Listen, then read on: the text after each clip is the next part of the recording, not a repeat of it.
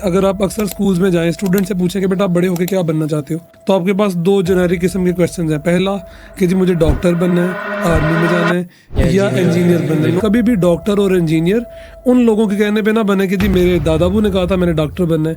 Artificial intelligence और computer जो है हर फील्ड के अंदर इतना इन्वॉल्व हो गया है, और मैनेजमेंट की स्पेसिफिकली जो डिग्रीज थी बैंकिंग से रिलेटेड, उतना उनका क्रेज रह नहीं गया अब सोसाइटी में। तो कोई भी प्रोफेशन आप ज्वाइन करें, लेकिन आप में पोटेंशियल होना चाहिए ताकि आपको पता चले, आपकी फील्ड आपको एडमायर करे। कौन सी एज में वालिदैन को चाहिए कि अपने बच्चों के लिए वो करियर काउंसलर के पास लेके जाएं, ताकि वो उनको आगे गाइडेंस दे सकें कि आपके लिए आगे क्या पाथवे बेहतर है। हमारा एक ग्रेजुएट या जो एक अंडर ग्रेजुएट है, वो ये कंसिडर करता है कि भाई मैंने अर्निंग आफ्टर 20 ईयर्स स्टार्ट करनी, और from 13 to 16 we have to put different options in front of our children।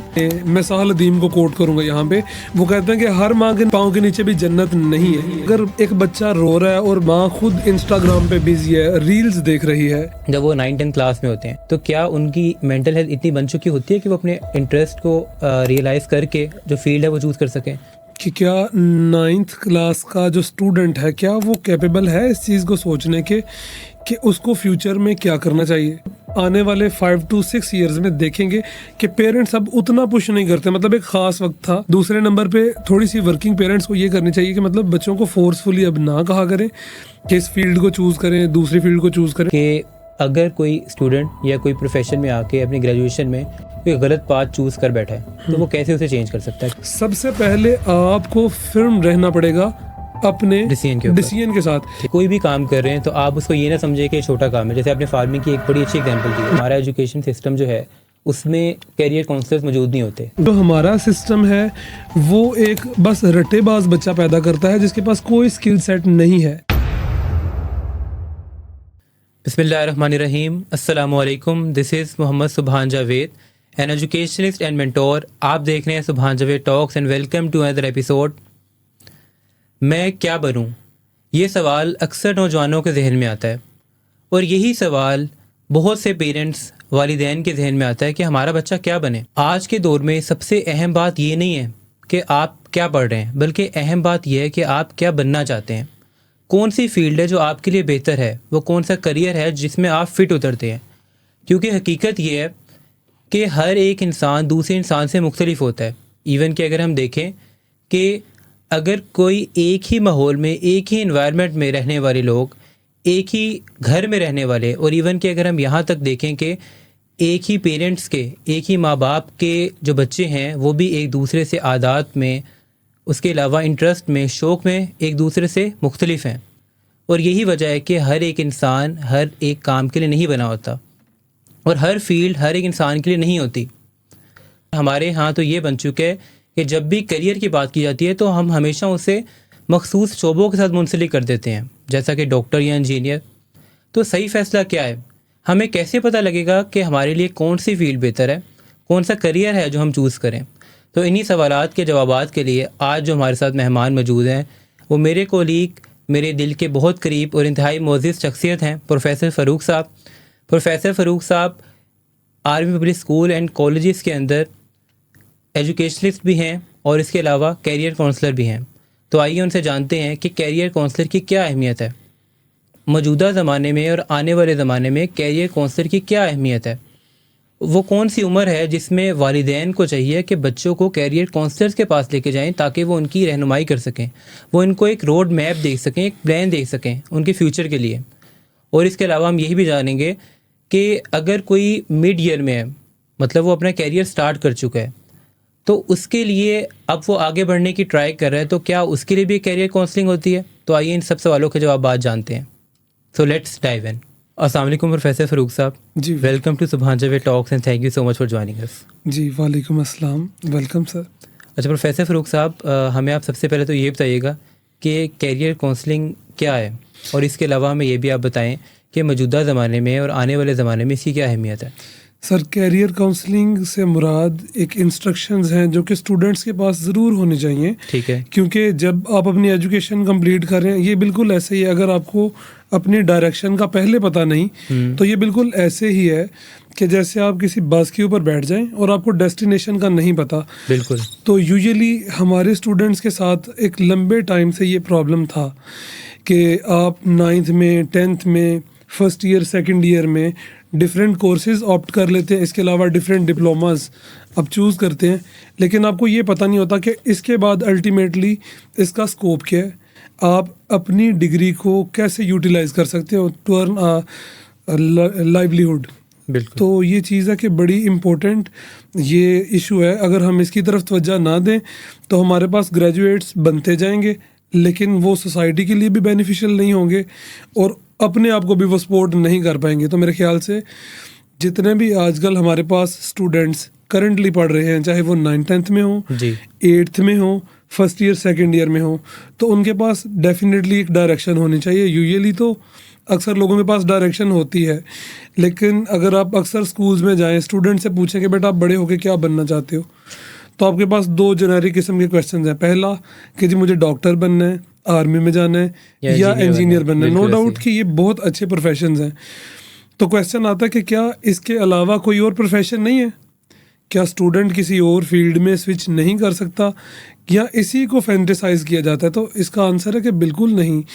अगर आपके पास एक स्किल सेट है डॉक्टर बनने वाला तो definitely you have to go with the medical profession.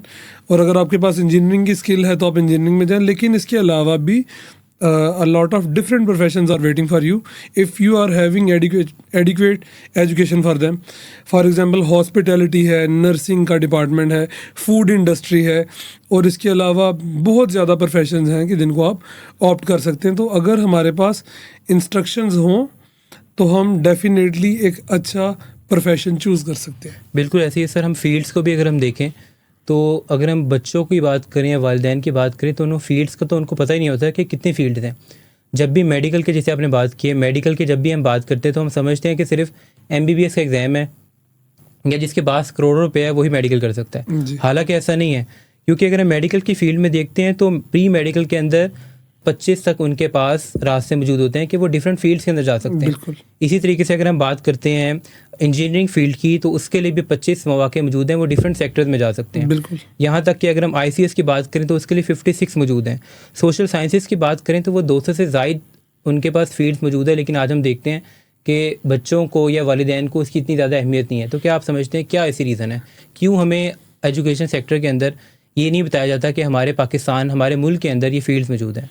Actually शायद आपको याद हो कि अगर हम लेट 2015 टू 2020 की बात करें तो ये समझा जाता है कि जो डॉक्टर होगा या जो सोसाइटी में इंजीनियर होगा या फॉर एग्जांपल जिसने चार्टर्ड अकाउंटेंट किया होगा, बिल्कुल वही रीज़नेबल बंदा होगा सोसाइटी में। उसके पास एक कनाल या 4 कनाल का घर होगा और कोई बंदा ना तो फेमस हो सकता है ना ही उसकी सोसाइटी में कोई वर्थ होगी। तो ये एक फोमो हमने क्रिएट कर दिया था। मतलब हमें जाने अनजाने में हमने बहुत ज़्यादा ऐसे प्रोफेशंस हैं कि जिनको हमने निगलेक्ट किया, तो हमारे पास सिर्फ गिनती की चंद एक एजुकेशंस रह गई। बिल्कुल ऐसे है। अगर आप 2000 टू 2010 की बात करें तो उस time everybody was rushing toward commerce, लेकिन आज अगर देखें तो कॉमर्स की फील्ड इतनी ज़्यादा सैचुरेटेड हो गई हुई है कि कोई बंदा दोबारा अब कॉमर्स में जाएगा नहीं। बिल्कुल ऐसे। और दूसरे नंबर पे आर्टिफिशियल इंटेलिजेंस और कंप्यूटर जो है हर फील्ड के अंदर इतना इन्वॉल्व हो गया है कि उसने मतलब आने वाले टाइम में ICM में IBFA, CA और ACCA इस तरह की बड़ी बड़ी और मैनेजमेंट की स्पेसिफिकली जो डिग्रीज थी बैंकिंग से रिलेटेड और भी, उन सब को जो है ना वो उतना उनका क्रेज़ रह नहीं गया अब सोसाइटी में। बिल्कुल ऐसे। और इसी तरह से डॉक्टर और इंजीनियरिंग के लिए अगर आप जाएं, क्योंकि हम पाकिस्तान में रहते हैं और तो पाकिस्तान को हम थर्ड वर्ल्ड कंट्रीज़ में भी काउंट कर सकते हैं, क्योंकि पाकिस्तान के अंदर आपके पास एजुकेशन को प्रमोट करने के लिए ना तो उतने ज़्यादा फंड्स हैं ना इतने ज़्यादा इंस्टीट्यूट्स हैं कि स्टूडेंट जाए और जाके अपने आप को एक्विप कर ले। तो इसके साथ रिलेटेड जैसे अभी आपने कहा कि अभी फार्मास्यूटिकल इंडस्ट्री जो है, फिर इसके अंदर आपके पास नर्सिंग का एक डिपार्टमेंट है। रिसेंटली पहले पाकिस्तान में फ़ीमेल नर्सिस का कॉन्सेप्ट था और आर्मी में था मेल नर्सिंग का कॉन्सेप्ट। तो अब उन्होंने ऑल ओवर पाकिस्तान जो है ना इस चीज़ को कॉमन कर दिया। अगर आप ऑस्ट्रेलिया में चले जाएं तो एक मेल नर्स की requirement is more than the requirement of a doctor. Exactly. और सर यही चीज़ अगर हम आज देखते हैं पाकिस्तान के अंदर भी, तो उन्होंने RN को लाजिम कर दिया ताकि जो नर्सिस हैं वो फुली ट्रेंड हो सकें और एक कोर्स करके, जैसे अगर हम ऑस्ट्रेलिया की आपने बात की है, RN करके यहाँ से नर्सिस पाकिस्तान की वहाँ पे जाते हैं। और यही चीज़ हमारे पाकिस्तान में भी है। बिल्कुल ठीक है। और इसी तरह से अगर आप देखें इंडस्ट्री के साथ, जैसे ऑपरेशन थिएटर है, फिर मेडिकल लैब टेक्नीशियंस हैं, फिर उसके अलावा और दूसरे फार्मास्यूटिकल इंडस्ट्री के साथ जुड़े हुए बहुत ज़्यादा, जैसे डॉक्टर ऑफ फार्मेसी। अब ये पूरा 5 इयर्स का एक कोर्स है। अगर आपको ये, अब आप यानी कि चंद कुछ देर पहले की बात है कि हमारी सुप्रीम कोर्ट ने एक जो है ना रूलिंग पास की थी, उसके अंदर ये था कि एक MBBS डॉक्टर का काम ये है कि वो डिजीज़ को डायग्नोज करेगा और वो मेडिसिन की प्रिस्क्रिप्शन नहीं करेगा। वो अपने सिम्टम्स की बुनियाद के ऊपर वो मेडिसिन या जो भी प्रॉब्लम है वो लिखेगा। मेडिसिन के लिए उसको डॉक्टर ऑफ फार्मेसी के पास जाना पड़ेगा। तो बहुत ज़्यादा HEC से रिकॉग्नाइज्ड इंस्टीट्यूट्स हैं जहाँ से आप जाके बैचलर ऑफ फार्मेसी भी कर सकते हैं, और इसी तरह से DBA, फिर इसी तरह से एनिमल हस्बेंड्री की तरफ जा सकते हैं। वेटरनरी जो है ना मेडिकल वेटरनरी डॉक्टर भी आप बन सकते हैं, DVA कर सकते हैं। इसी तरह से इंजीनियरिंग के अंदर चले जाएं तो मतलब टॉप के प्रोफेशन को अगर हम देखें ना कि मुझे इंजीनियर बनना है, तो उससे मुराद सिर्फ ये नहीं है कि जिसके पास किसी इंस्टीट्यूट की डिग्री सिर्फ इंजीनियरिंग की होगी वही सोसाइटी में कामयाब हो सकता है। बिल्कुल। आपके पास स्किल हो और वो स्किल नेक्स्ट लेवल की हो। आप जब भी कोई स्किल ऑप्ट कर रहे हैं ना कि फॉर एग्जांपल मैंने इंजीनियर बनना है, सॉफ्टवेयर इंजीनियर बनना है, ऑप्टिमाइजेशन, सोशल मीडिया ऑप्टिमाइजेशन करना है, मतलब कोई भी फील्ड अगर आप चूज़ करना चाहते हैं तो आपको ऐसा बनना है कि आपके कंपटीटर्स बहुत कम हो और मतलब आपकी एक अपनी वर्थ हो। तो कोई भी प्रोफेशन आप ज्वाइन करें, लेकिन आप में पोटेंशियल होना चाहिए ताकि आपको पता चले, आपकी फील्ड आपको एडमायर करे कि भाई ये बंदा इस जगह पर बिल्कुल फिट बैठ रहा है। और कभी भी डॉक्टर और इंजीनियर उन लोगों के कहने पे ना बने कि जी मेरे दादाबू ने कहा था मैंने डॉक्टर बनना है। मतलब ज़रूरी दे, आप मोटिवेशन ज़रूर लें अपने सोसाइटी से, अपने पेरेंट्स से, बहन भाइयों से, और आप ये कर सकते हैं, आप फैंटेसाइज कर सकते हैं आप, लेकिन थोड़ा सा मैच्योरिटी से सोचने की ज़रूरत है। क्योंकि 2022 जब कोविड-19 मतलब अभी गया नहीं था प्रॉपरली, तो एक न्यूज़ आपने उन दिनों में सुनी हुई होगी कि एक गोल्ड मेडलिस्ट था, बल्कि उसके पास 32 डिफरेंट गोल्ड मेडल्स थे, लेकिन he was short of job. Exactly. फिर एक हमारे पास फीमेल डॉक्टर्स के लिए मतलब जो है ना एक वैकेंसी थी और 50,000 applicants were there. Very strange. एक जॉब के लिए अगर आपको 50,000 डॉक्टर्स को उनमें से अगर आपको कहा जाए कि किसी एक को या किसी दो को शॉर्ट लिस्ट करें, तो क्या क्राइटेरिया बनाएंगे? डेफिनेटली हर बंदा अपनी डिग्री लेके इतना, आजकल अगर आप देखें तो एटलीस्ट 2 to 3 करोड़ तक जो है ना लागत आ जाती है एक मेडिकल का डॉक्टर बनने में। बिल्कुल ऐसे है। और अगर उसके बाद आपको पाकिस्तान में रहते हुए जॉब नहीं मिलती, फिर आपको 50 to 60,000 की जॉब करनी है, देन डेफिनेटली आपको सोचना चाहिए कि क्या मुझे डॉक्टर ही बनना है या इंजीनियर बनना है।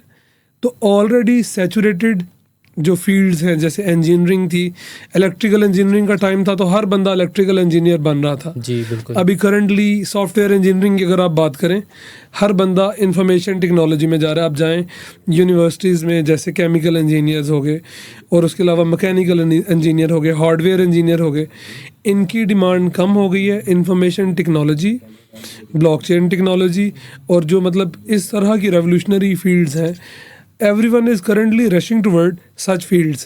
और डेफिनेटली ऐसा होगा कि ये फील्ड सैचुरेटेड हो जाएगी। बिल्कुल। और सर हो चुकी हैं, काफ़ी हद तक हो चुकी हैं। जिन चंद प्रोग्राम्स के अगर आप बात करें कि मेरिट्स बहुत हाई होते थे, आज आप जाके देखें उनके लिए आपको कॉम्पिटेंट कोई मिलेगा ही नहीं और आप आराम से जाके एडमिशन ले सकते हैं। बिल्कुल ऐसे है। तो ये चीज़ है, हमें सोचना पड़ेगा कि चंद एक सेक्टर्स अभी भी ऐसे हैं जो कि कभी भी सैचुरेट नहीं होंगे।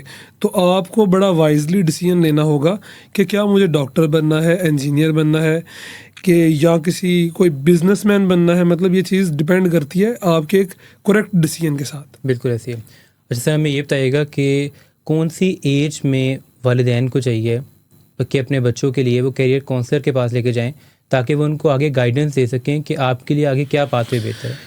सर मेरे ख्याल से बच्चे को सबसे पहले कैरियर की तरफ शिफ्ट करने से पहले मेरे ख्याल से हमें स्टूडेंट को इनोवेटिव बनाना होगा।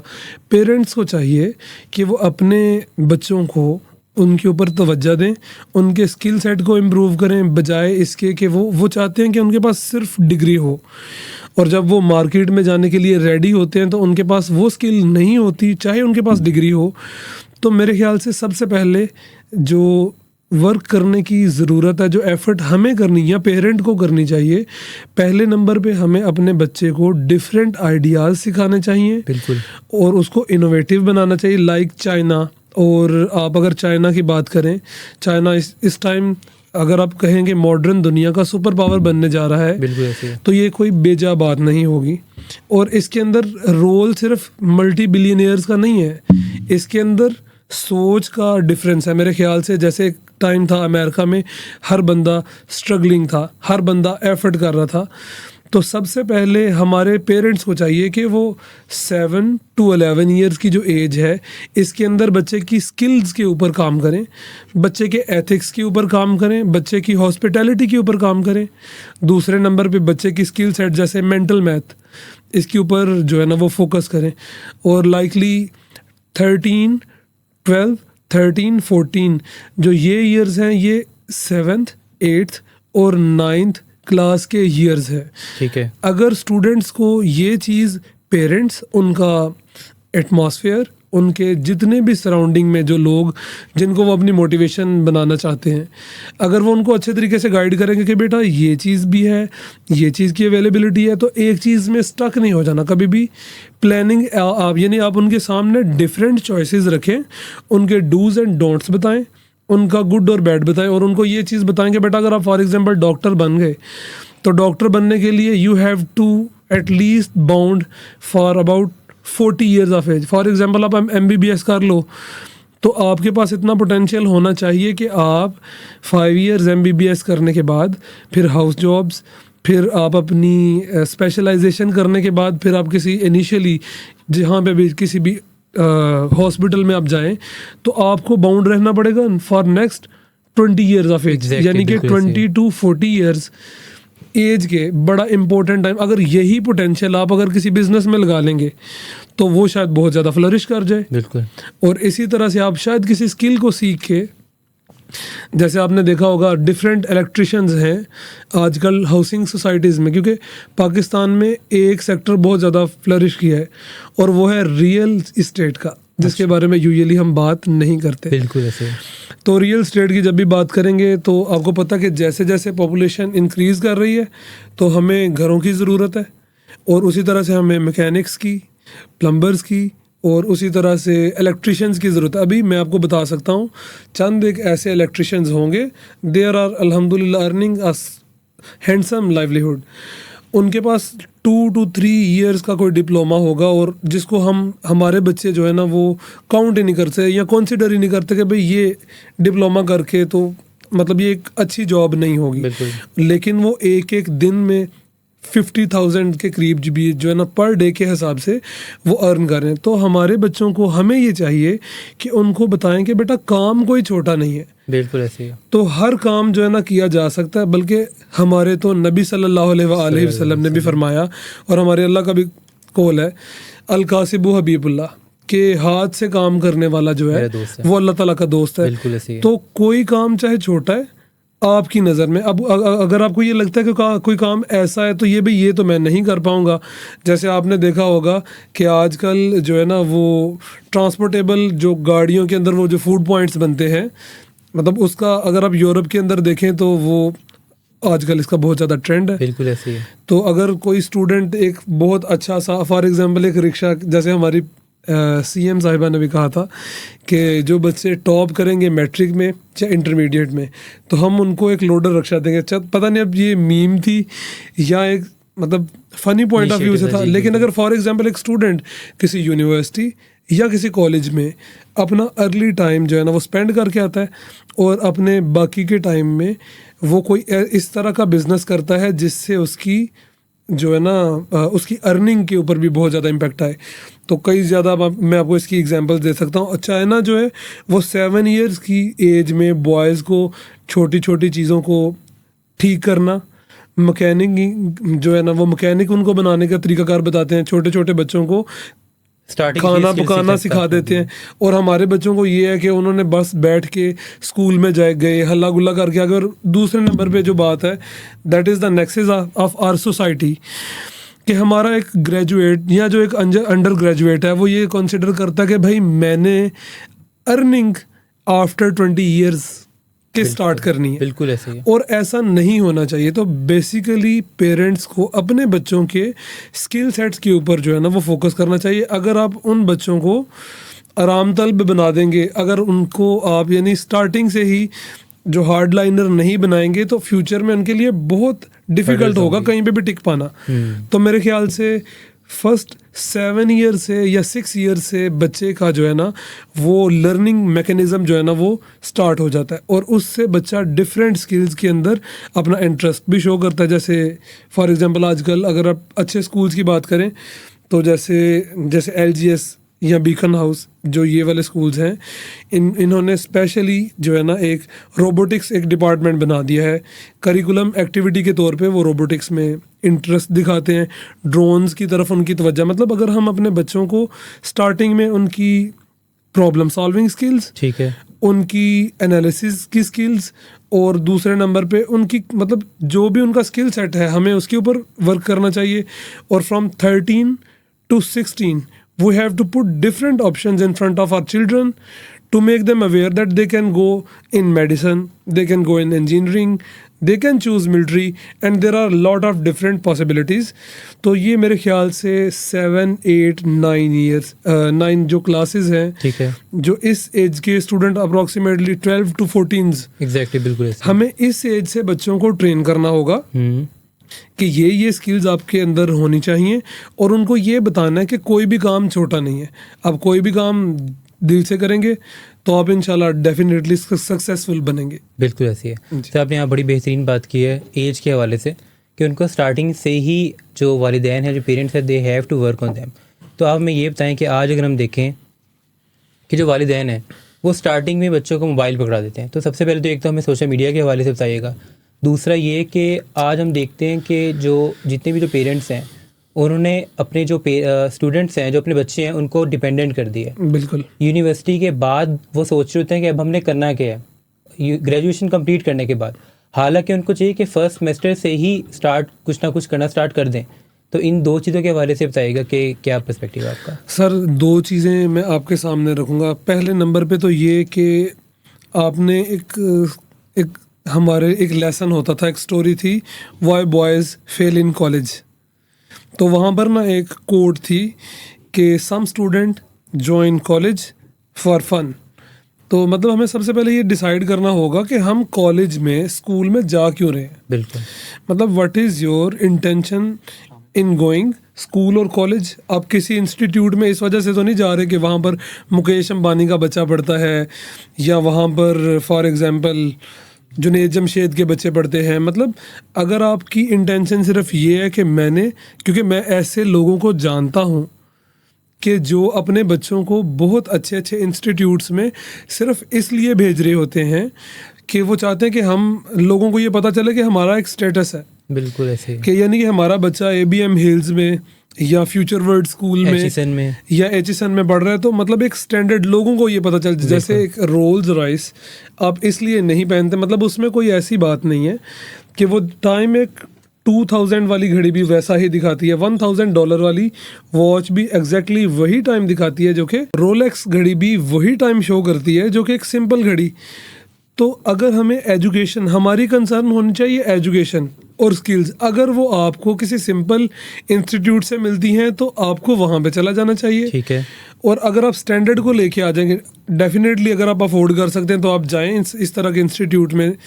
तो बेसिकली हमें इस चीज़ के ऊपर फोकस करना है कि हमारा बच्चा कहीं अपना टाइम, जिस टाइम में उसकी मेंटल ग्रूमिंग होनी थी, क्या वो हम अपनी नेग्लिजेंस की वजह से ज़ाया तो नहीं करते।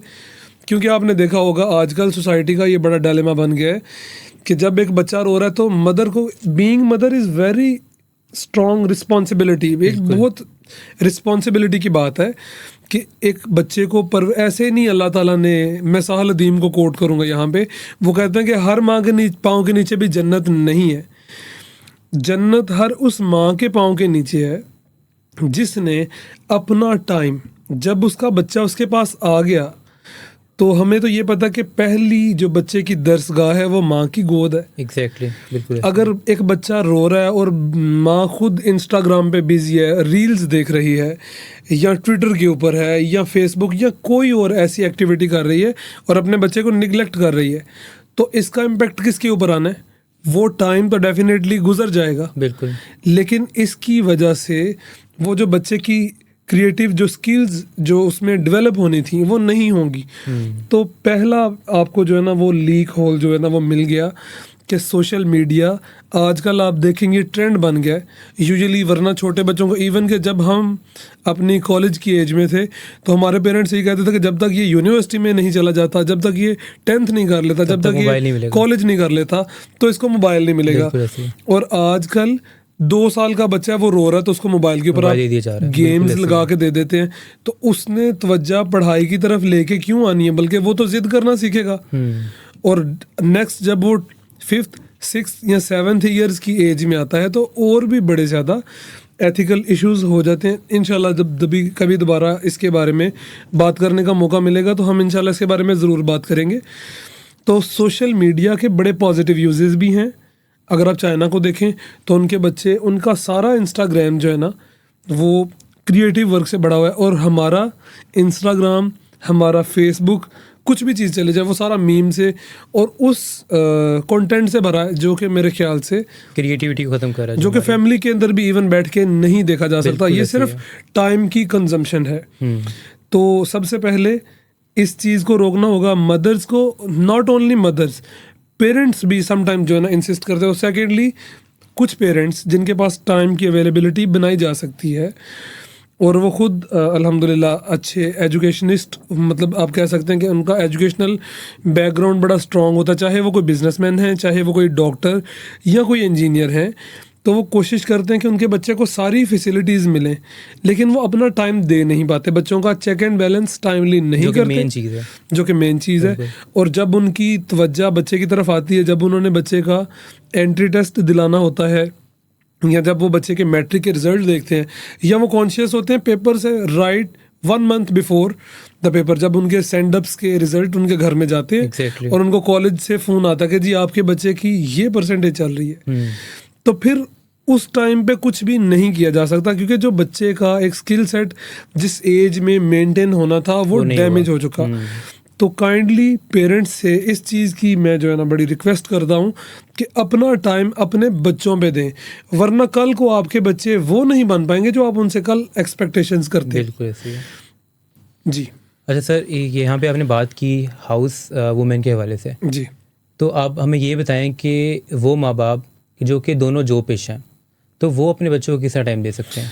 सर जो इसके लिए हमारे पास डिफरेंट मोंटेसरीज बनी हुई हैं। मतलब अगर आप अर्ली एज से बात करें तो डिफरेंट स्कूल्स हैं, आप अपने बच्चे को उन स्कूल्स में देखें। डेफिनेटली अगर आप वर्किंग विमेन या वर्किंग मैन हैं and you are having responsibility of your child's education, तो आपको एक चीज़ के बारे में अवेयर होना पड़ेगा, आपको कोई ना कोई चीज़ पहले छोड़नी पड़ेगी। No pain no gain. Exactly. तो आपको first of all you need to prioritise कि आप अर्निंग करना चाहते हैं या अपने बच्चों पे फोकस करना चाहते हैं। देखिए आप अर्निंग किसके लिए कर रहे हैं, सबसे पहले तो ये क्वेश्चन आता है ना कि आप अर्निंग कर क्यों रहे हैं? बच्चों के लिए। आप अपने बच्चों को फैसिलिटेट करने के लिए कर रहे हैं ना। और अगर आपका बच्चा ही एडिक्वेटली परफॉर्म ना कर पाए ज़िंदगी में, तो फिर आप चाहे उसको बिलियनियर भी बना के छोड़ दो, वो सब कुछ उड़ा देगा। बिल्कुल ऐसे ही। ना उसमें तहजीब होगी, ना उसमें कोई स्किल होगी, ना कुछ होगा। तो डेफिनेटली फॉर एग्जांपल अगर वर्किंग विमेन या मैन की बात की जाए तो डेफिनेटली वो समझ लीजिए कि 9 to 5, आफ्टर 5 वो अपने बच्चों को चेक एंड बैलेंस तो कर सकते हैं ना। डिफरेंट कोचिंग सेंटर्स हैं हमारे पास, और इसके अलावा ट्यूशन्स हैं। मतलब आप चेक एंड बैलेंस उनको करते रहे। कम अज़ कम आई थिंक सो कि 13 to 14 ईयर्स की एज तक हर बच्चा पेरेंट्स की शेयर कंसंट्रेशन के अंदर पलना चाहिए। अगर बच्चा पेरेंट्स की कंसंट्रेशन नहीं ले पाता, तो जो नॉलेज वो सोशल मीडिया से, सोशल डिस्ट्रैक्शन से लेगा, उसी को पूरी ज़िंदगी इम्प्लीमेंट करता रहेगा। बिल्कुल ऐसे है। तो ये चीज़ है कि वर्किंग जो पर्सनल्स या प्रोफेशनल्स हैं, उनके लिए सबसे ज़रूरी चीज़ ये है कि अपने बच्चे को उस इंस्टीट्यूट में एडमिट करवाएं जहाँ पर वाकई स्किल्स के ऊपर काम किया जाता है। ठीक है। सेकेंडली, उनको 5 o'clock अपने बच्चे को अटेंड करना ही चाहिए, वरना आपका बच्चा आपका नहीं होगा। आप उसके बायोलॉजिकल पेरेंट्स तो हो सकते हैं, लेकिन आप उसके मेंटली, उसकी सोच के साथ आपका कोई लेना देना नहीं होगा। ठीक है। और इससे रिलेटेड मैं ना आपको एक हदीस कोट करना चाहूँगा कि नबी करीम सल्लल्लाहु अलैहि वसल्लम ने फरमाया कि अन करीब ऐसे मुसलमान आएंगे क़यामत के करीब कि जिनसे पूछा जाएगा कि वो मुसलमान क्यों हैं, तो वो कहेंगे कि भाई मुझे नहीं पता कि मैं मुसलमान क्यों हूँ, बस मेरा बाप मुसलमान था, मेरी माँ मुसलमान थी, मेरा दादा मुसलमान था, इसीलिए मैं मुसलमान हूँ। तो क्या हम एक्चुअली उसी सिनेरियो की तरफ नहीं जा रहे, जब पेरेंट्स को बच्चा अपनी ग्रोथ के टाइम में अपने पेरेंट्स को देख नहीं रहा, जब वो उनको मजहबी तौर पे नहीं देख रहा, उनके बिजनेस स्किल को नहीं देख रहा, उनका वे ऑफ टॉकिंग नहीं देख रहा, वो सोसाइटी से सारी की सारी चीज़ें ले रहे हैं। तो ये तो डिपेंड करता है कंटेंट पे। अच्छा कंटेंट मिल गया तो बच्चा अच्छा बन जाएगा, बुरा कंटेंट मिल गया तो बच्चा बुरा बन जाएगा। बिल्कुल ऐसे। तो बेसिकली ये जो टाइम है फ्रॉम 6 years टू 13 years, ये वो टाइम है जिसके अंदर बच्चा सर्वाइवल की स्किल्स सीख रहा होता है, 21st सेंचुरी स्किल्स सीख रहा होता है। तो ये टाइम जो है ना आपके बच्चों के लिए बड़ा इंपॉर्टेंट है। तो आपको चाहिए कि सारा फोकस इनके ऊपर करें, अदरवाइज आप बिलियनियर बन के सारा पैसा इनके पाँव में रख देंगे, अपनी पूरी लाइफ की सेविंग्स आप इनके लिए कर देंगे, तो इनको कोई परवाह नहीं होगी। ठीक है। अच्छा प्रोफेसर साहब, आइए तो हम बात करते हैं अब इनकी काउंसलिंग के हवाले से। अच्छा, हम देखते हैं कि जब फील्ड चूज़ करते हैं तो उसमें अक्सर गलती का शिकार होते हैं बच्चे भी और वालिदैन भी। एक तो अगर वालिदैन को देखें, एक तो पेरेंटल प्रेशर भी आता है, दूसरा अगर वो पेरेंट्स बच्चों को अलाउ भी करें कि आप अपनी मर्जी से फील्ड चूज़ करो, तो आपके ख्याल में मतलब आप एक चीज़, क्योंकि आप सल्लल्लाहु अलैहि वसल्लम का भी फरमाना है अल्लाहुम्मा इन्नी अस्अलुका इल्मन नाफ़िआ, यानी कि सबसे पहले आप सल्लल्लाहु, और फिर वो वरिज़्क़न तय्यबा व अमलन मुतक़ब्बला, यानी पहली जो चीज़ आप सल्लल्लाहु अलैहि वसल्लम ने अपने लिए दुआ अल्लाह ताला से तलब फरमाई, वो क्या थी? इल्मन नाफ़िआ। देखिए फॉर एग्जांपल आप डॉक्टर बनना चाहते हैं और आप सोशल मीडिया के ऊपर टाइम अपना कंज्यूम कर रहे हैं, मतलब वो स्किल सेट आप नहीं यूज़ कर रहे, मतलब अंडर लर्न नहीं कर रहे जो कि फ्यूचर में आपके काम आने वाला है, या जो आप लर्न करते जाओ, जैसे for example you spend a lot of time on your social media, या आप कोई ऐसा काम कर रहे, देखिए नॉलेज तो नॉलेज है, आज आपके बच्चों को काफ़ी ऐसी चीज़ों का नॉलेज है जो कि फ्यूचर में उनके किसी काम नहीं आएंगी। उनको ये पता कि फ़लाँ इंस्टाग्राम अकाउंट किसका है, उनको ये पता कि अपना टाइम कैसे वेस्ट करना है, लेकिन उनको ये पता नहीं कि उन्होंने बड़े होकर क्या बनना है, वो अपनी जो रिज़्क़े हलाल है वो अर्न कहाँ से करेंगे। अगर उनके पास आज ये डायरेक्शन नहीं, तो फर्स्ट ऑफ ऑल हमें इस बात के ऊपर जो है ना बड़ा फोकस करना चाहिए कि हमारे बच्चों को क्यों नहीं पता। तो सबसे ज़्यादा ज़रूरत इस अमर की है कि बच्चों को ये पता। देखिए ज़रूरी नहीं है कि डॉक्टर, इंजीनियरिंग और वो जिन प्रोफेशंस को लोग समझते, देखिए अगर for example you are having land like 25 acres, different people in Pakistan are having more than 20 or 25 acres, so why don't he goes to farming? बिल्कुल। Everyone is rushing toward the housing societies. Is there any agricultural society in Pakistan?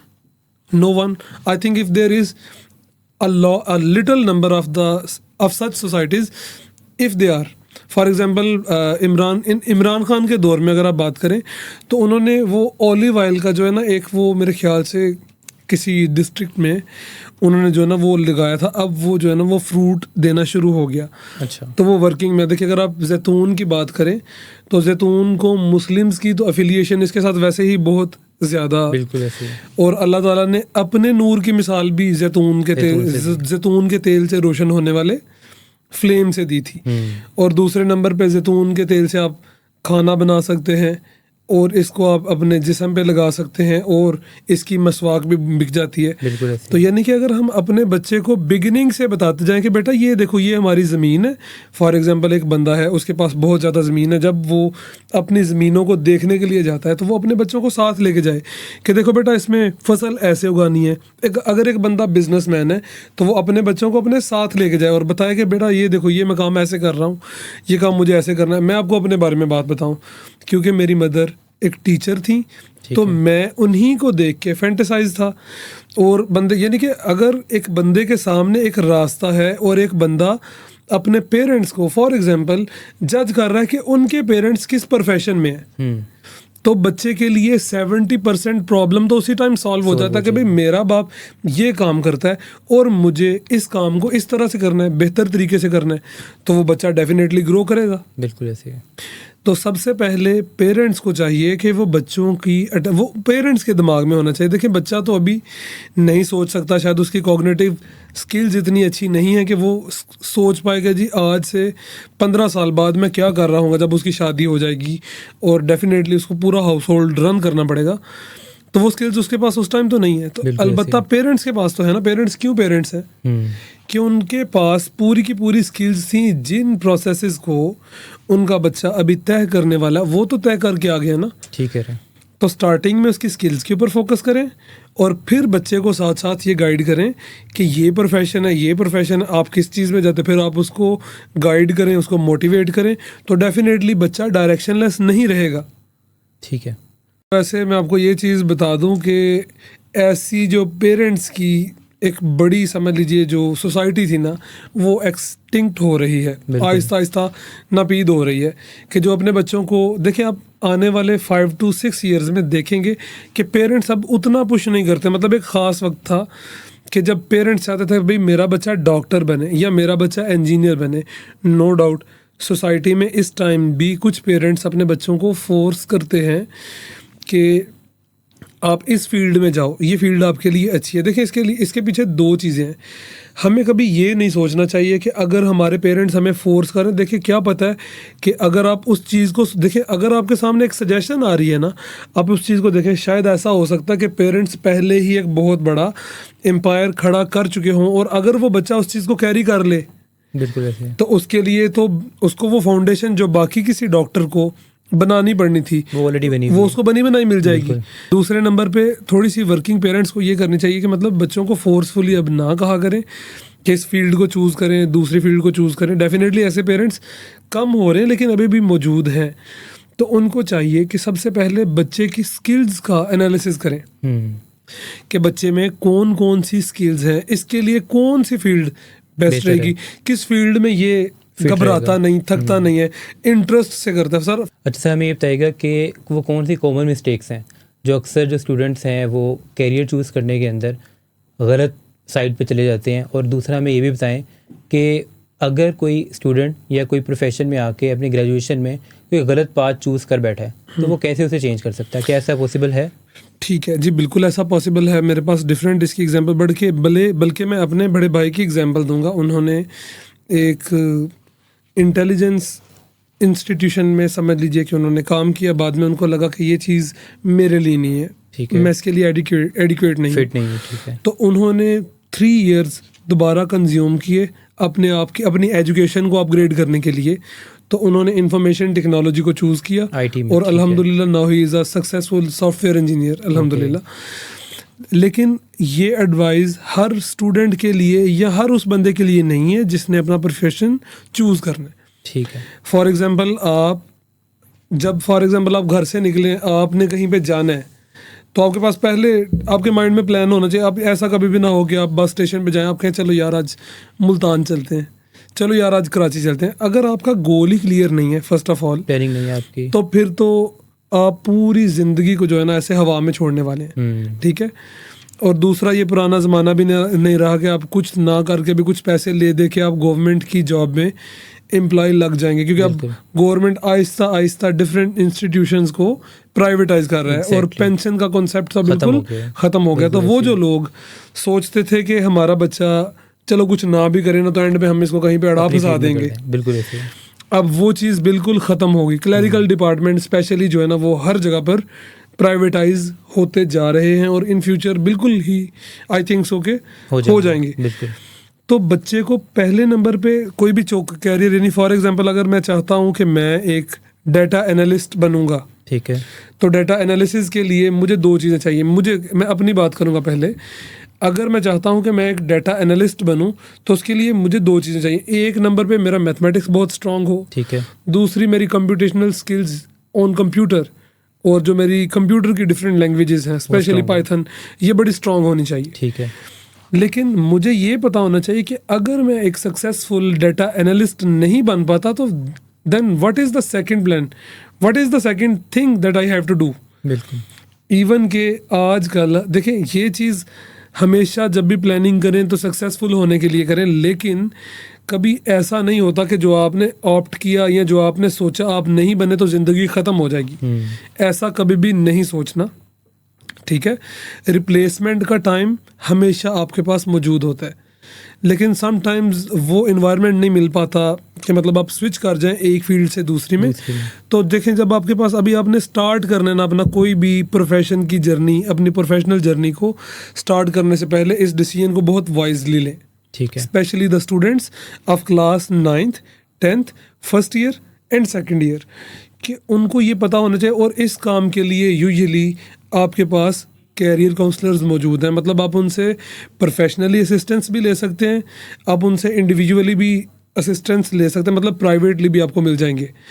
यानी कि अगर आपको ये नहीं चल पा रहा तो इसके लिए एप्टीट्यूड टेस्ट हैं जो कि आप दे सकते हैं, जिससे आपको पता चलेगा कि मेरे बच्चे में कौन सी स्किल्स हैं और वो स्किल किस किस प्रोफेशन में यूज़ होती है। और आप अपने बच्चे से पूछिए कि बेटा तुम्हें किस तरह का काम करने में पसंद है। जैसे फॉर एग्जांपल कुछ बंदे गार्डनिंग को बड़ा पसंद करते हैं, और अगर गार्डनिंग और फार्मिंग उनकी हॉबी भी है, अगर एक गार्डनिंग और फार्मिंग उनकी हॉबी है तो नेक्स्ट फॉर एग्जांपल एक बंदा, अगर जैसे फॉर एग्जांपल मैं हूँ, अगर मैं किसी फर्म में मैं अब फिट नहीं हो पाता तो मुझे पता कि मैं गार्डनिंग आराम से कर लूँगा और मैं एक बहुत सक्सेसफुल फार्मर बन सकता हूँ। तो आपके पास हमेशा प्लान बी हो। अब तो एफसेक्स भी ये कह रहा है कि आप अपने बच्चों को कम से कम ये गाइड कर दें कि if you are not being a doctor, आपका ड्रीम था, आपने MD कैट का टेस्ट दिया और आप प्राइवेटली एक्सपेंसेस अफोर्ड नहीं कर पाते, तो आपके पास नर्सिंग का डिपार्टमेंट, आप नर्सिंग में चले जाएं। आप उसके बाद जो है ना, उसके बाद आप देखें, पहले ये प्रॉब्लम कुछ स्टूडेंट्स के लिए आ रहा था कि जो बच्चे प्री मेडिकल के साथ FSC करते थे वो कंप्यूटर के अंदर स्विच नहीं कर पाते थे, और इसी तरह से जो प्री इंजीनियरिंग में चले जाते थे वो मेडिकल में नहीं जा पाते थे। देखें, अगर आपको ये लगता है FSC तक आपको वैसे तो सोच लेना चाहिए कि मैंने कौन से प्रोफेशन में जाना है, लेकिन अगर आप FSC करने के बाद आपको पता चलता है कि मेरे MBBS वाले भाई नंबर नहीं आए, लेकिन अभी भी मैं इंजीनियरिंग की फील्ड में, मेरी फिजिक्स बहुत अच्छी है, केमिस्ट्री बहुत अच्छी है, या मैं कंप्यूटर में बहुत अच्छा हूँ, तो आप सिर्फ बायो को रिप्लेस या मैथ को रिप्लेस कर देंगे बायो से, तो आपको सिर्फ एक पेपर देना होगा और आप वही उसी तरह से एलिजिबल हो जाएंगे इंजीनियरिंग या स्विच कर सकते हैं डॉक्टर के लिए। तो जब फॉर एग्जांपल समटाइम्स ऐसी चीज़ें हो जाती हैं कि जैसे for example if you are joining an armed force और फॉर एग्जांपल आप 40 ईयर्स ऑफ एज आप रिटायर होके आ जाते हो। देखें, यानी कि ये भी बिल्कुल इसी तरह से है कि आप एक प्रोफेशन पहले चूज़ करते हो तो आपको बाद में पता चलता है कि भाई इस प्रोफेशन के लिए मैं सूटेबल नहीं हूँ, तो मुझे स्विच करना है। तो स्विच करने के लिए देखें, आपके पास सबसे पहले टाइम होना चाहिए, और बल्कि अब से ही आप इस चीज़ के ऊपर वर्क करें कि मैंने पहला डिसीजन ही इतना अच्छा लेना है कि मुझे दोबारा से डिसीजन लेना ना पड़े, प्लान बी की तरफ जाना ना पड़े। और ये एक वाइज स्टेप नहीं होता। और हाँ, आप कभी भी डिस्ट्रैक्ट ना हो, यानी कि फॉर एग्जांपल मैंने अपने माइंड में बना लिया प्लान कि भाई मैं डॉक्टर बनूंगा, मेरा स्किल सेट अच्छा है, मैं फोकस, मैं इस वजह से नहीं कहता कि जी फॉर एग्जांपल आप देखें, कुछ स्टूडेंट्स हमारे पाकिस्तान में ऐसे भी हैं जो कि 8th क्लास में सोच रहे होंगे कि भाई मैंने डॉक्टर बनना है, जब रिजल्ट आएगा तो वो कहेंगे चलो यार डॉक्टर वाले नंबर तो नहीं, चलो हम इंजीनियर बन जाते हैं। तो जब FSC का रिजल्ट आता है तो इंजीनियर वाले नंबर भी नहीं आते, फिर वो कहता है कि चलो हम किसी और डिपार्टमेंट में जैसे BS मैथ कर लेते हैं। जब BS मैथ शुरू किया तो 4 सेमेस्टर बाद पता चला कि यार ये तो मेरे से हो ही नहीं रहा, चलो मैं लॉयर बन जाता हूँ। लॉयर बनने के लिए गए तो पता चला कि मेरे 5 पास तो साल वो लगे। लॉयर बनने की स्किल्स भी नहीं बिल्कुल है। ऐसे ही। तो ऐसे स्टूडेंट के लिए ये स्किल्स या ये इंस्ट्रक्शंस नहीं है। सबसे पहले आपको फिर्म रहना पड़ेगा अपने डिसीजन के साथ। ठीक है। अच्छा सर, जैसे आपने बात की अपनी, तो अगर कोई मिड एज में है और वो अपने करियर में स्टार्ट कर चुका है, अब वो उसके अंदर एडवांसमेंट चाहता है, तो क्या वो उसके लिए भी करियर काउंसलर मौजूद है? बिल्कुल। मैं आपको कुछ ऐसे आर्मी से रिटायर्ड, यानी कि मैं एक जो है ना बहुत सक्सेसफुल बिजनेसमैन को जानता हूँ। ठीक है। मैं नेम यहाँ पर कोट नहीं करूँगा, लेकिन मैं ये बता सकता हूँ कि वो समझ लीजिए कि लेफ्टिनेंट कर्नल थे वो। ठीक है।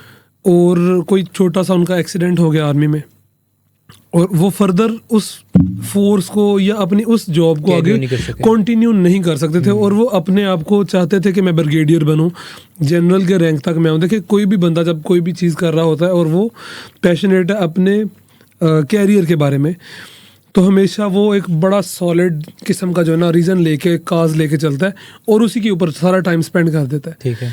तो उन्होंने सोचा था कि मैं बनूंगा, तो उनके साथ वो एक मिस हैप कह लीजिए कि आप हो गया। उसके बाद उन्होंने एक मेटल है टाइटेनियम, उन्होंने इसके ऊपर जो है ना सर्च की, और उन्होंने कहा कि मैं ऐसी, क्योंकि वो साथ में इंजीनियर भी थे आर्मी में रहते हुए, उन्होंने इंजीनियरिंग की थी। बाद में उन्होंने चंद एक डिप्लोमास किए जिससे उनकी इंजीनियरिंग की स्किल्स जो है ना वो फर्दर पॉलिश हो गई।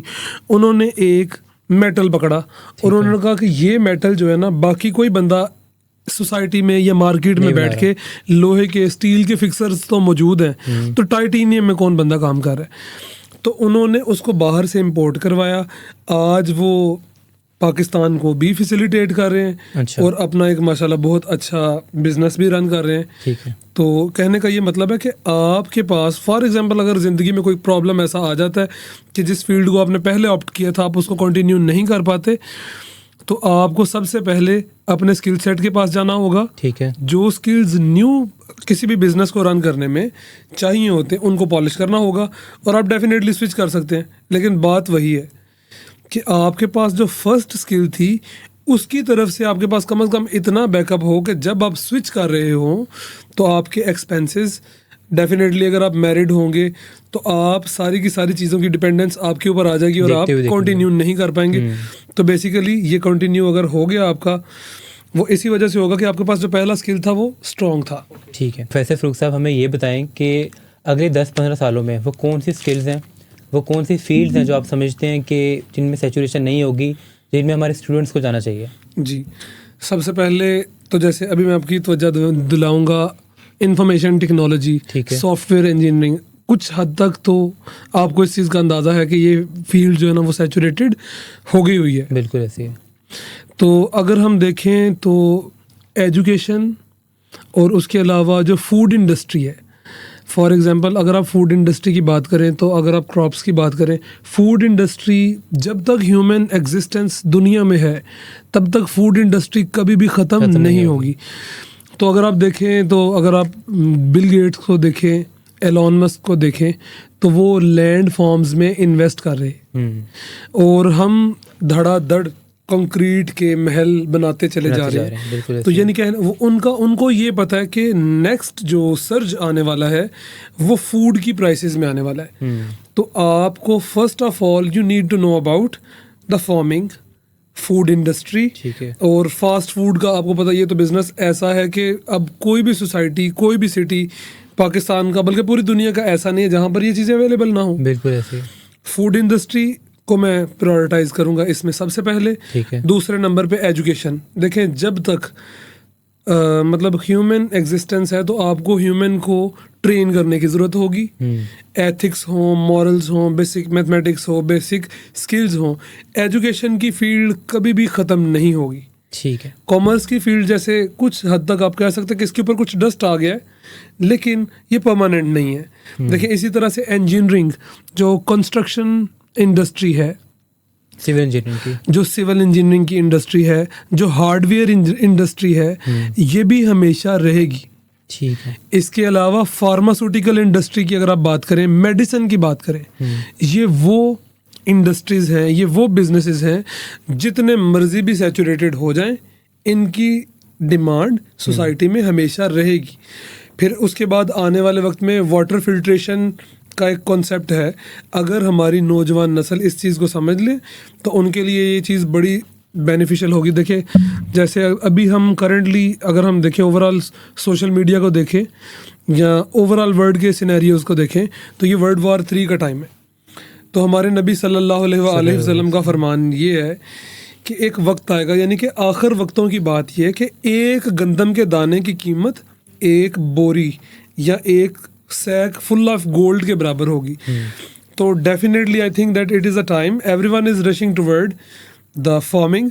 अगर आप बिल गेट की बात करें तो वो कोशिश कर रहा है कि ऑर्गेनिक की बजाय फूड लैब में प्रिपेयर किया जाए। चाइना तो इस चीज़ में ऑलरेडी ही आ गया है, यानी कि जैसे जैसे पॉपुलेशन इंक्रीज़ कर रही है और फॉर एग्जांपल अगर आने वाले वक्त में कुछ इस तरह की सिचुएशन होती है कि जैसे फॉर एग्जांपल अल्लाह ना करे कभी न्यूक्लियर वॉर जैसी कोई सिचुएशन हो जाती है ऑल ओवर द वर्ल्ड, ठीक है, तो चाइना के पास वो टेक्नोलॉजी है कि वो बड़े बड़े से शेड्स बना के आर्टिफिशियल सनलाइट में वो फसलें ग्रो कर लेंगे।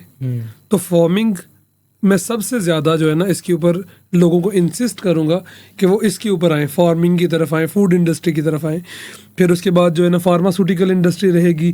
फिर उसके अलावा जो काउंसलर्स हैं जैसे emotional health counsellors, psychologist, psychiatrist, जैसे जैसे सोसाइटी अगर आप देखें मॉडर्नाइज हो रही है, डिजिटल हो रही है, तो लोगों को थोड़ा सा प्रॉब्लम जो है ना वो आ रहा है इन चीज़ों में। बिल्कुल ऐसे है। तो ये चंद एक फील्ड्स मेरी नज़र में ऐसी हैं जो कि कभी भी सैचुरेट नहीं होंगी, ठीक है, बल्कि ओवर सैचुरेशन में पहले भी ये नहीं थी।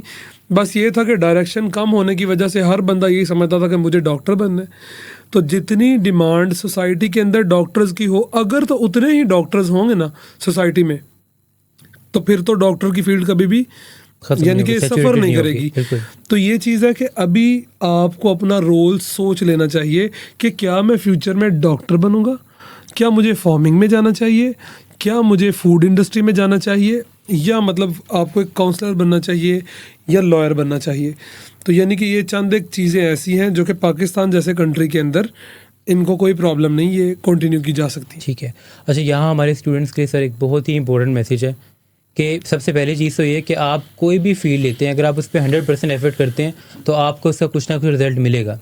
दूसरी चीज़ कि आप कोई भी काम कर रहे हैं तो आप उसको ये ना समझें कि छोटा काम है। जैसे आपने फार्मिंग की एक बड़ी अच्छी एग्जांपल दी है और फूड इंडस्ट्री की आपने एग्जांपल दी है, तो कोई भी काम है उसको ये ना जाने कि वो छोटा काम है, उस पर दिल लगा के एफर्ट करें और वो आपको 100% रिजल्ट देगी। अच्छा सर, लास्ट में मैं आपसे ये जानना चाहूँगा कि आप एक तो हमें ये बताएं कि हमारा एजुकेशन सिस्टम जो है उसमें कैरियर काउंसलर्स मौजूद नहीं होते जी। जैसे हम अपने जहाँ पे मैं या आप एजुकेशनिस्ट हैं, हम टीच कर रहे हैं, वहाँ पे कैरियर काउंसलर मौजूद हैं, एफसेक्स के अंदर मौजूद हैं। लेकिन अगर हम बाकी स्कूल्स के अंदर देखें या यूनिवर्सिटीज़ के अंदर देखें तो वहाँ पे कैरियर काउंसलर मौजूद नहीं है। तो हमारे एजुकेशन सिस्टम पे एक तो मैं बात आपको कहूँगा कि आप करें। दूसरी चीज़ सर में जो आप फाइनल मैसेज अपने स्टूडेंट्स को देना चाहेंगे वो क्या होगा? पहले नंबर पे ये कि स्टूडेंट्स जो हमारा सिस्टम है वो एक बस रट्टेबाज बच्चा पैदा करता है जिसके पास कोई स्किल सेट नहीं है as compare to other countries like China, America and UK और जैसे ग्रीनलैंड है, मतलब चंद एक बहुत, जैसे कोरिया भी अब एजुकेशन में बहुत ऊपर आ रहा है। तो आप अगर जाकर देखें तो उनका एजुकेशनल सिस्टम उनको प्रैक्टिकल की तरफ ज़्यादा लेके आता है, थ्योरी की तरफ बहुत कम लेके जाता है। और अगर हम अपने बच्चों की बात करें तो वो थ्योरी में जैसे फिज़िक्स, केमिस्ट्री और बायो, इनके पेपर भी वो चाहे तो ये रट्टा ही क्यों ना हो, लेकिन इनके पेपर तो वो बड़ी एफर्ट से कर लेते हैं, लेकिन वो प्रैक्टिकल कहते हैं कि सर प्रैक्टिकल के नंबर तो लग ही जाएंगे, प्रैक्टिकल तो हो ही जाएंगे, चाहे ये फेडरल बोर्ड हो, चाहे ये लाहौर बोर्ड हो, गुजरांवाला बोर्ड हो, कोई भी बोर्ड हो। तो हमें कोशिश ये करनी चाहिए कि फॉर एग्जांपल अगर आप एक केमिकल रिएक्शन पढ़ा रहे हैं बच्चों को, तो बच्चों से वो रिएक्टेंट, वो प्रोडक्ट, वहाँ भी उसी रिएक्शन की एंथैल्पी उस बच्चे से कैलकुलेट करवा के देखें क्या ये बच्चा केमिस्ट्री, अगर हम इसको केमिस्ट्री पढ़ा रहे हैं तो क्या ये वो चीज़ उसी तरह से कैलकुलेट कर पाता है। फिर उसी तरह से कोई फिजिकल फिनोमिना या कोई मैथमेटिकल फिनोमिना जो बच्चा पढ़ रहा है, क्या उसको वो ज़िंदगी में कहीं पे भी अप्लाई करके तो उसको यूटिलाइज कर सकता है। बिल्कुल। इसी तरह से यूनिवर्सिटीज़ और कॉलेजेस को चाहिए कि instead of spending a lot of time and intelligence on just रट्टा system, we need to be practical. तो बच्चों को हमें प्रैक्टिकल स्किल्स सीखने की तरफ मोटिवेट करना चाहिए। और मैं बच्चों के लिए, मेरे पास या वालिदैन के लिए स्पेशली ये पैगाम है कि आप जो भी चीज़ लर्न करें, देखिए जैसे आजकल सबसे पहले OA लेवल था, मैं कहूँगा OA लेवल ज़्यादा मॉडरेट है एज़ कम्पेयर टू जो पाकिस्तान एजुकेशन सिस्टम है। इससे भी ज़्यादा मॉडरेट IB है, इंटरनेशनल बैकलोरिएट। बिल्कुल।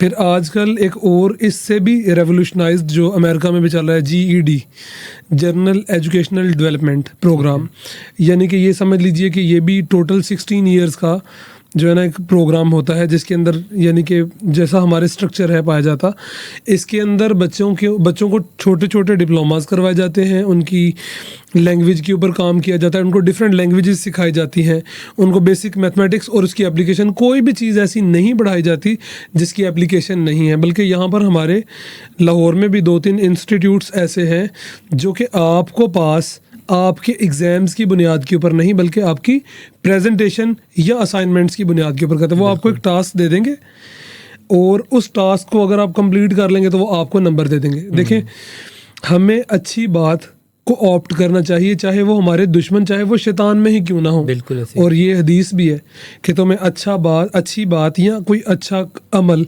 शैतान से भी सीखने को मिले तो तुम्हें सीखना चाहिए। कर लो, बिल्कुल ऐसे ही है। अगर आप इजराइल की बात करें तो वहाँ पर एक बच्चा जो ग्रो कर रहा होता है, और फॉर एग्जांपल अगर वो बिजनेस में अपनी डिग्री कंप्लीट कर रहा है, तो at the end of his degree institute will give him $10,000, $1 million, मतलब जितनी भी वो रिक्वायरमेंट, जो वो सबसे पहले आप अपना एक थीसिस बना के देंगे कि जी ये मेरा रिसर्च वर्क है, ये मेरी डिग्री थी, ये मेरा रिसर्च वर्क है।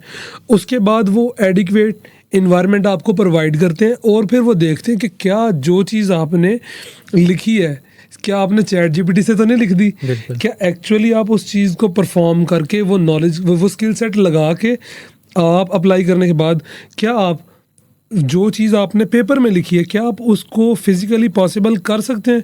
If you did just that what you have written in your research paper, then you will be awarded with your degree, otherwise you will not be awarded with the degree.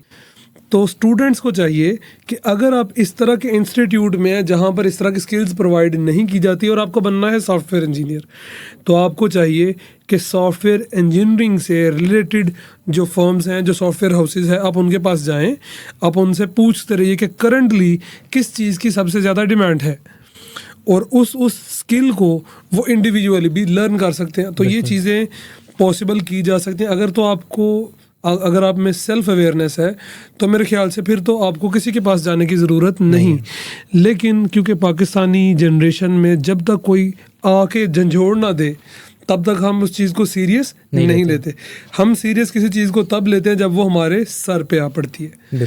तो आपको अगर ये नहीं पता कि कौन कौन सी चीज़ें हम करें, तो आपके स्कूल्स में डेफिनेटली आजकल हर स्कूल जो है ना वो कैरियर काउंसलर को जो है ना वो मैंडेटरी कर रहा है। अगर आप इसके अलावा APS के अलावा एप्सेक्स के दूसरे जो जैसे LGES ये वाली स्ट्रीम हो गई, LGS, इसके अलावा फ्यूचर वर्ल्ड स्कूल जो रूट्स के सिस्टम्स हैं, IVY वगैरह वगैरह, ठीक है। इसके अलावा जो स्टेम स्कूल सिस्टम हैं, जितने भी अच्छे स्कूल्स हैं, कहने का ये मतलब है कि वो कैरियर काउंसलर्स को रख भी रहे हैं ताकि बच्चे साथ साथ में अपनी स्टडी का स्पैन और स्कोप पढ़ते जाएं। कभी किसी को फ़ॉरेन जाना हो तो उसके पास इस चीज़ की एजुकेशन हो।